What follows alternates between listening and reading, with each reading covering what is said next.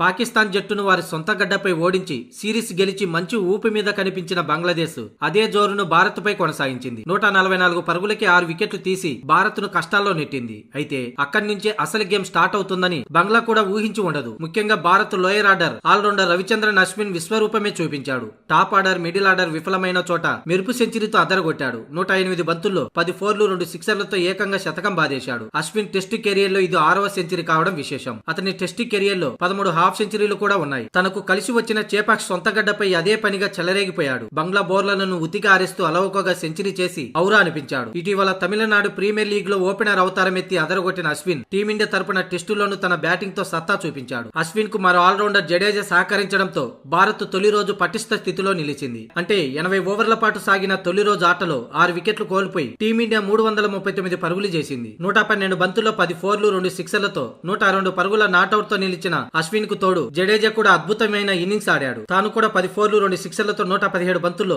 86 పరుగుల నాట్అవుట్ తో నిలిచాడు. ఈ ఇద్దరు 7వ వికెట్ కి 195 పరుగులు జోడించడం విశేషం. అంతకుముందు టాస్ ఓడిన టీమిండియా ఆది నుంచే వరుసగా 34 పరుగులకే 3 వికెట్లను కోల్పోయింది. ఆ తర్వాత జట్టును రిషబ్ పంత్, యశస్వి జైస్వాల్ ఆదుకునే ప్రయత్నం చేశారు. కానీ లంచ్ సమయం తర్వాత వరుసగా ఈ 2 వికెట్లను కోల్పోయింది భారత్. ఆ దశలో యశస్వి జైస్వాల్ హాఫ్ సెంచరీ కూడా చేశాడు. 144 పరుగులకే 6 వికెట్లు కోల్పోయి కష్టాల్లో ఉన్న భారత్ ను జడేజా, అశ్విన్లు బంగ్లా బౌలర్లను చీల్చి చెండాడుతూ టీమిండియా భారీ స్కోరు దిశగా అడుగులు వేసేందుకు కీలక పాత్ర పోషించాడు.